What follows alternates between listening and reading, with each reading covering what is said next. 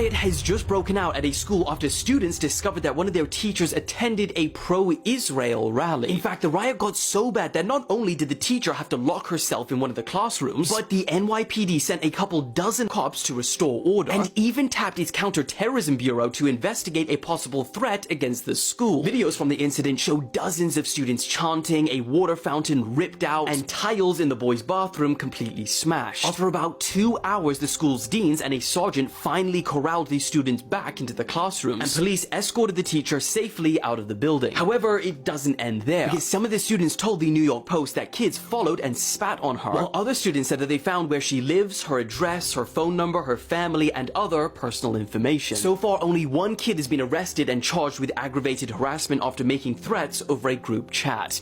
Alright guys, so over the past few days, I've made a number of videos about the young scholars issue that we have in this country, aka children or teenagers that are criminals, okay? They live a life of crime, they are career criminals, they are agents of chaos, causing violence and destruction in this country. Now, again, this mainly happens in liberal cities, and one of the reasons why it happens is because we have a parenting problem in this country, and we also have a problem with radical woke criminal justice reform that essentially has made it legal for young scholars and adult criminals as well too to commit crimes, even if they are violent.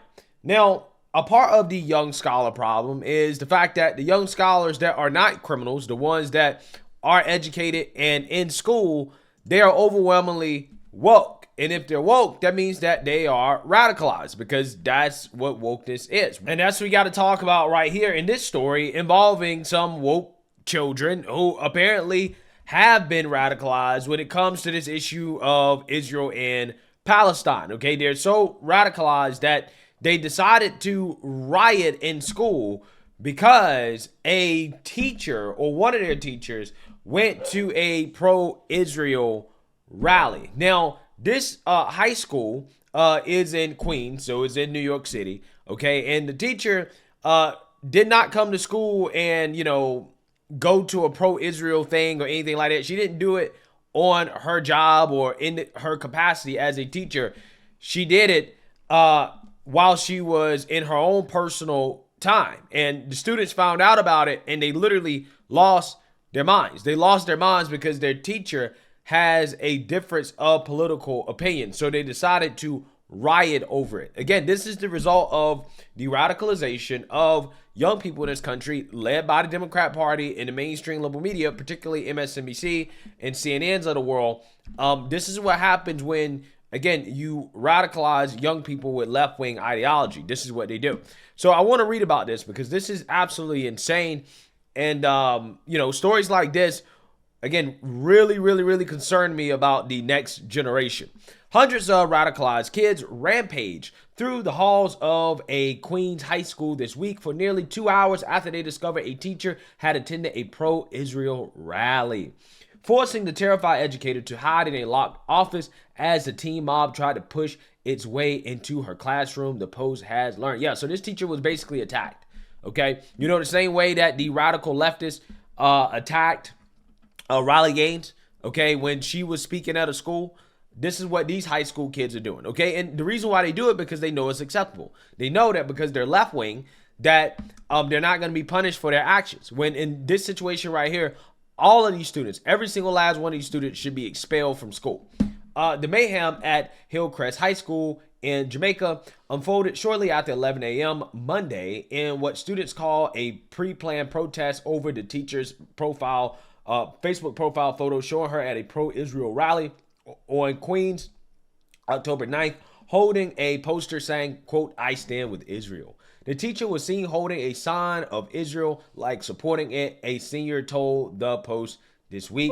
Quote, "A bunch of kids decided to make a group chat, expose her, talk about it, and then talk about starting a riot." Wow.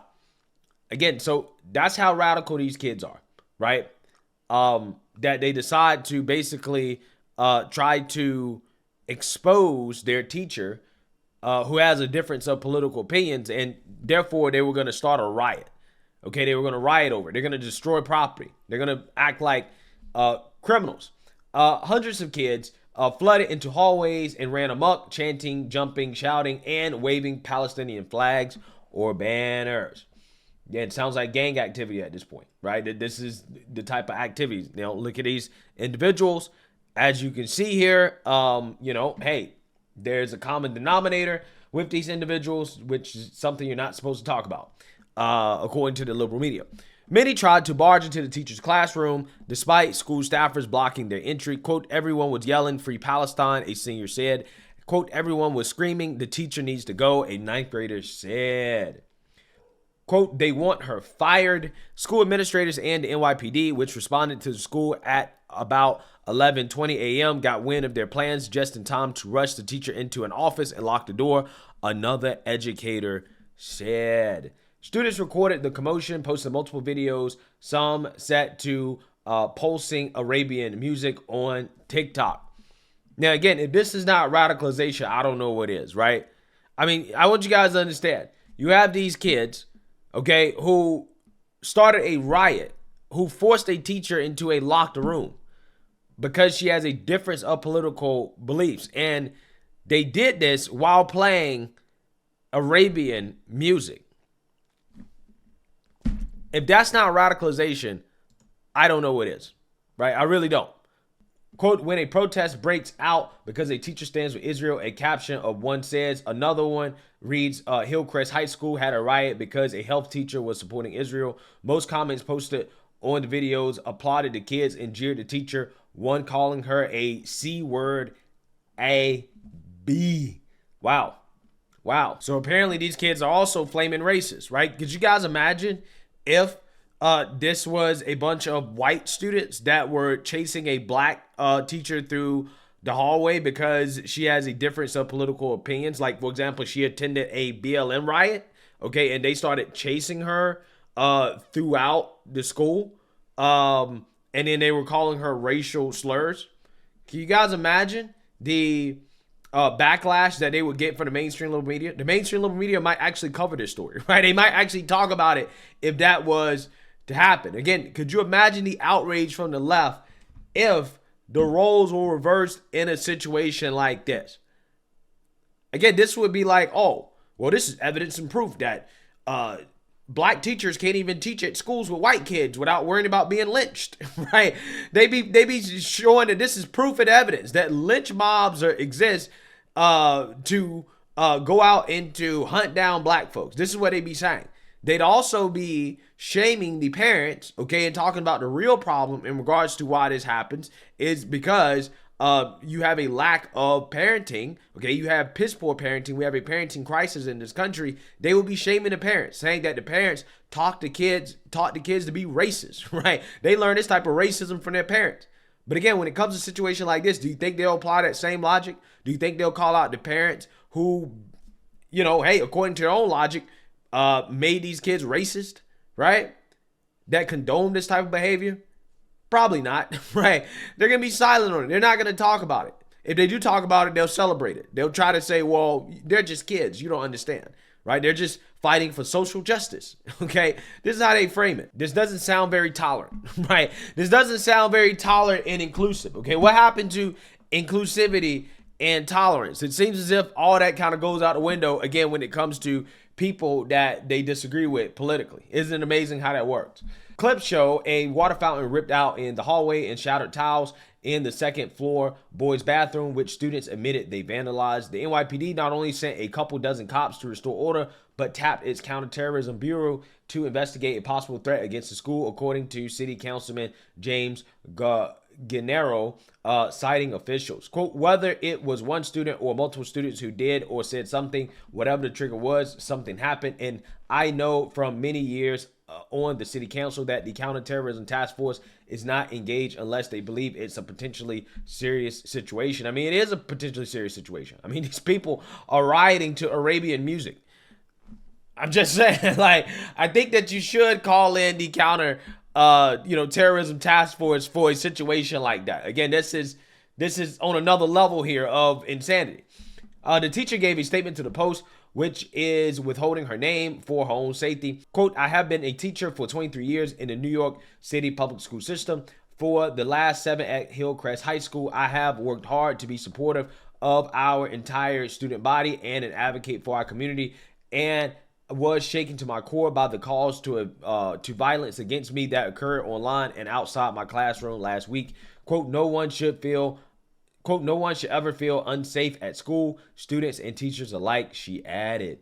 The teacher continued, quote, it's my hope in the days ahead we can find a way to have meaningful discussions about challenging topics with respect for each other's diverse perspectives and shared humanity, the teacher said in her statement.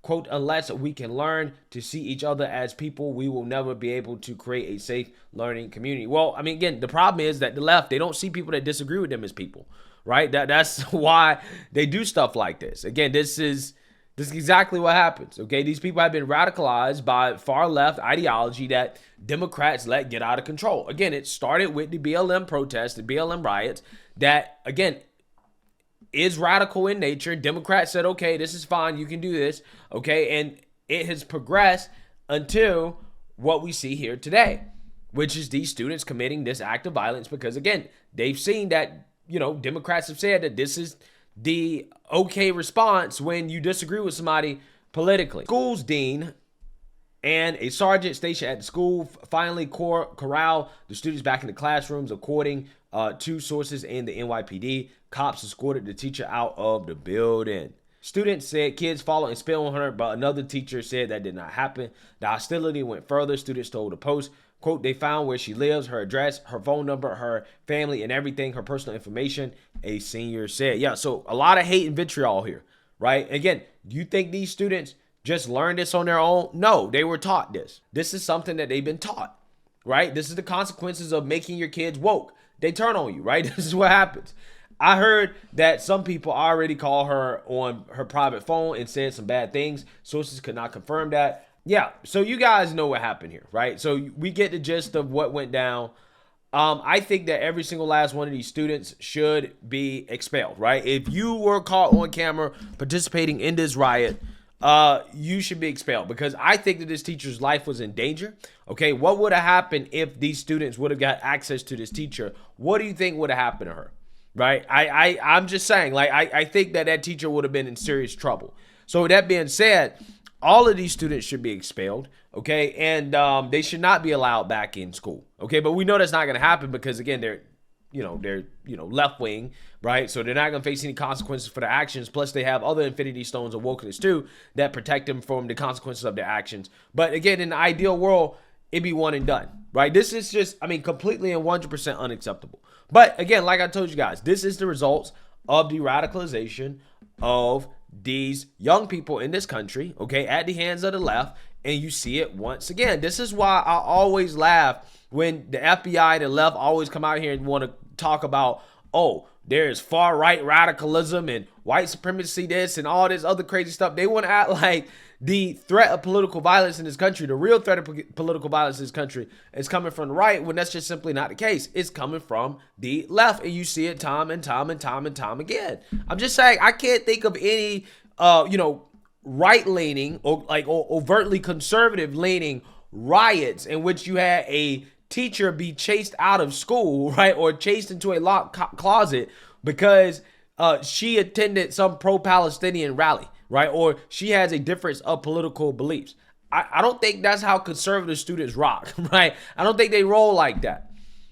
But again, this is what you're seeing in schools. This is what you're seeing in the streets. This is what you're seeing in this country. And the mainstream liberal media continues to ignore it. And the more that they ignore it, the more that they are going to be responsible for all the violence and destruction that happens as a result of these protests. Because they're not calling it out. They're not addressing the problem of left-wing radicalization in this country that is driving a vast majority of the political violence. So, hey, let me know what you guys think. Make sure you like, comment, and subscribe. Most importantly, share a Black conservative perspective. Peace.